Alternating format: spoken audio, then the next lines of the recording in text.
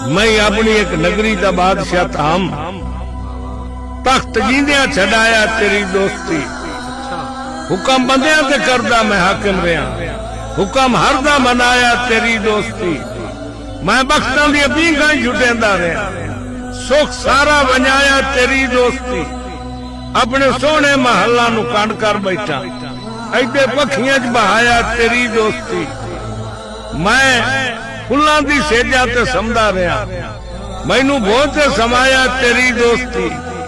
कंडा राह ते पिया मैनू पुछदा भी ना, कंडे आके टुराया तेरी दोस्ती। मैं अपने बूहे ताई महदूद हा, बुआ बुआ फिराया तेरी दोस्ती। तेरे शामिल बराबर में मंगदा रहा, खैर मैथू मंगाया तेरी दोस्ती। इो खैरात खुद में वडेंदा रहा, खैर सगवा हटाया तेरी दोस्ती।